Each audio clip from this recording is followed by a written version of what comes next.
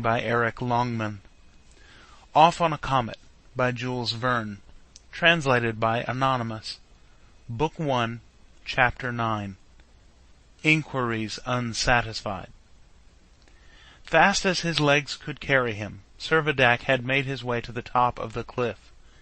It was quite true that a vessel was in sight, hardly more than 6 miles from the shore, but owing to the increase in the earth's convexity and the consequent limitation of the range of vision, the rigging of the topmasts alone was visible above the water.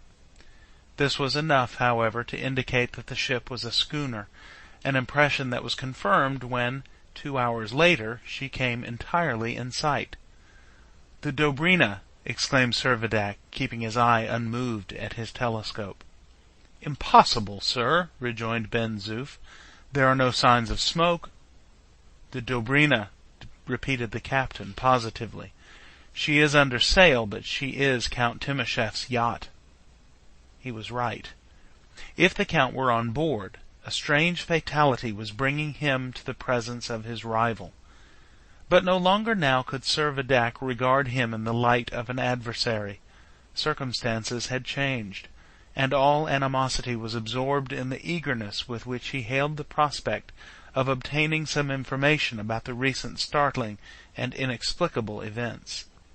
During the 27 days that she had been absent, the Dobryna, he conjectured, would have explored the Mediterranean, would very probably have visited Spain, France, or Italy, and accordingly would convey to Gourbi Island some intelligence from one or other of those countries. He reckoned, therefore, not only upon ascertaining the extent of the late catastrophe, but upon learning its cause. Count Timascheff was no doubt magnanimously coming to the rescue of himself and his orderly. The wind being adverse, the Dobryna did not make very rapid progress. But as the weather, in spite of a few clouds, remained calm, and the sea was quite smooth, she was enabled to hold a steady course. It seemed unaccountable that she should not use her engine, as whoever was on board would be naturally impatient to reconnoitre the new island, which must just have come within their view. The probability that suggested itself was that the schooner's fuel was exhausted. Servadac took it for granted that the Dobryna was endeavoring to put in. It occurred to him, however, that the Count, on discovering an island where he had expected to find the mainland of Africa, would not unlikely be at a loss for a place of anchorage. The yacht was evidently making her way in the direction of the former mouth of the Shelif, and the captain was struck with the idea that he would do well to investigate whether there was any suitable mooring towards which he might signal her. Zephyr and Galette were soon saddled, and in 20 minutes had carried their riders to the western extremity of the island, where they both dismounted and began to explore the coast. They were not long in ascertaining that on the farther side of the point there was a small, well-sheltered creek of sufficient depth to accommodate a vessel of moderate tonnage. A narrow channel formed a passage through the ridge of rocks that protected it from the open sea, and which, even in the roughest weather, would ensure the calmness of its waters. Whilst examining the rocky shore, the captain observed, to his great surprise, long and well-defined rows of seaweed, which undoubtedly betokened that there had been very considerable ebb and flow of the waters, a thing unknown in the Mediterranean, where there is scarcely any perceptible tide. What, however, seemed most remarkable was the manifest evidence that ever since the highest flood, which was caused, in all probability, by the proximity of the body of which the huge disk had been so conspicuous on the night of the 31st of December, the phenomenon had been gradually lessening, and in fact was now reduced to the normal limits which had characterized it before the convulsion. Without doing more than note the circumstance, Servadac turned his entire attention to the Dobryna, which, now little more than a mile from shore, could not fail to see and understand his signals. Slightly changing her course, she first struck her mainsail, and in order to facilitate the movements of her helmsman, soon carried nothing but her 2 topsails, brigantine, and jib. After rounding the peak, she steered direct for the channel, to which Servadac by his gestures was pointing her, and was not long in entering the creek. As soon as the anchor, embedded in the sandy bottom, had made good its hold, a boat was lowered. In a few minutes more Count Timascheff had landed on the island. Captain Servadac hastened toward him. "First of all, Count," he exclaimed impetuously, "before we speak one other word, tell me what has happened." The Count, whose imperturbable composure presented a singular contrast to the French officer's enthusiastic vivacity, made a stiff bow, and in his Russian accent replied, "First of all, permit me to express my surprise at seeing you here. I left you on a continent, and here I have the honor of finding you on an island."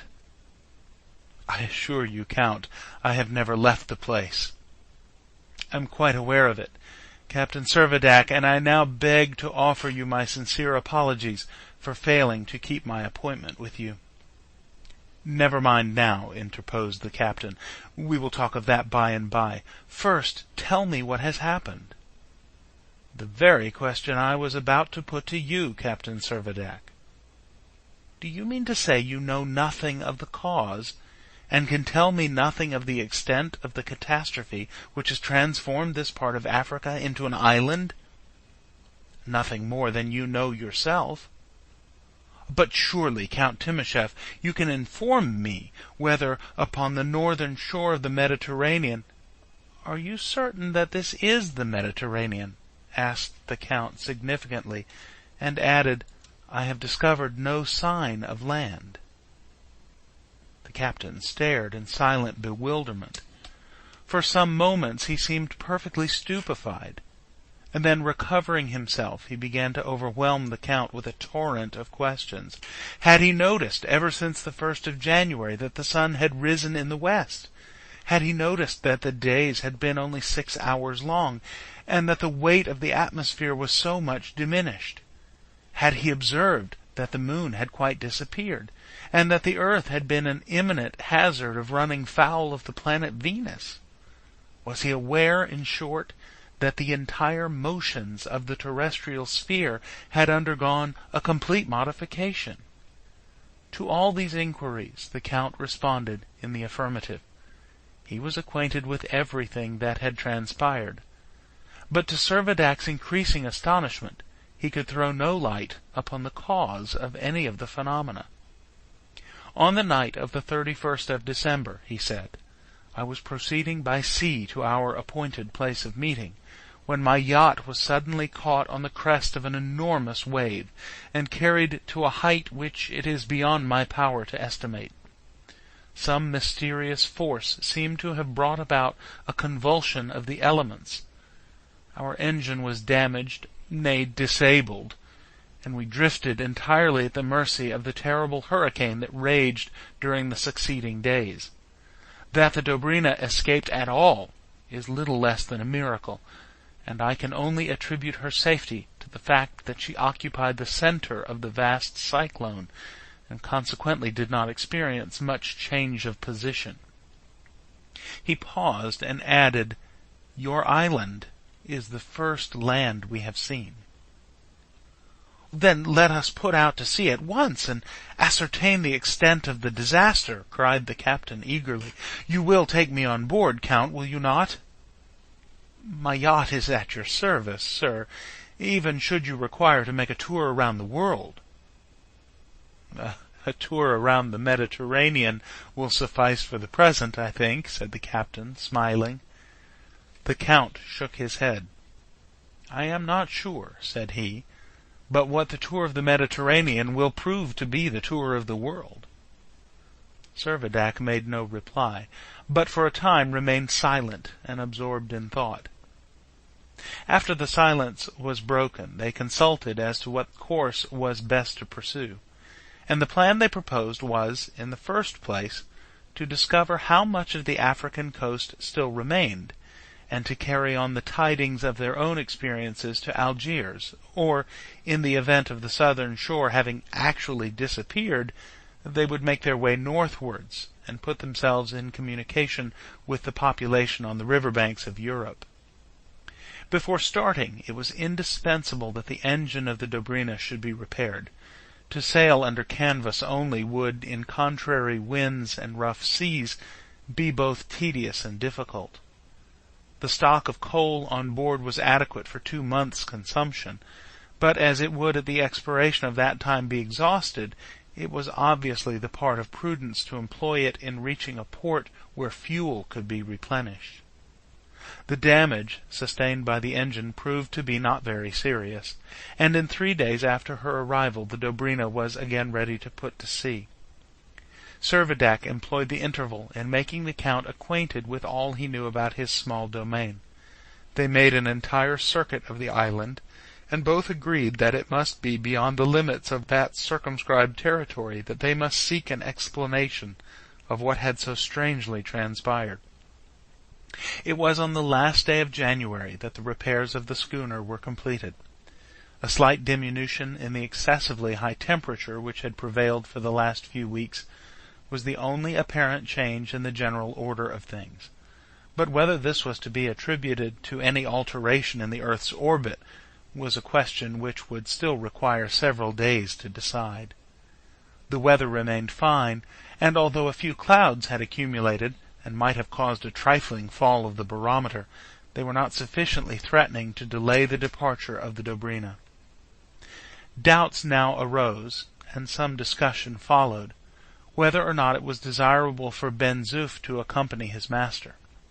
There were various reasons why he should be left behind, not the least important being that the schooner had no accommodation for horses, and the orderly would have found it hard to part with Zephyr, and much more with his own favorite Galette. Besides, it was advisable that there should be someone left to receive any strangers that might possibly arrive, as well as to keep an eye upon the herds of cattle which, in the dubious prospect before them, might prove to be the sole resource of the survivors of the catastrophe. Altogether, taking into consideration that the brave fellow would incur no personal risk by remaining on the island, the captain was induced with much reluctance to forego the attendance of his servant, hoping very shortly to return and to restore him to his country, when he had ascertained the reason of the mysteries in which they were enveloped. On the 31st, then, Ben-Zoof was invested with governor's powers, and took an affecting leave of his master, begging him, if chance should carry him near Montmartre, to ascertain whether the beloved mountain had been left unmoved.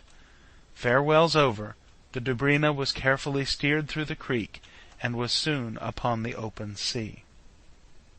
End of Book 1, Chapter 9. Recording by Eric Longman, Marietta, Georgia.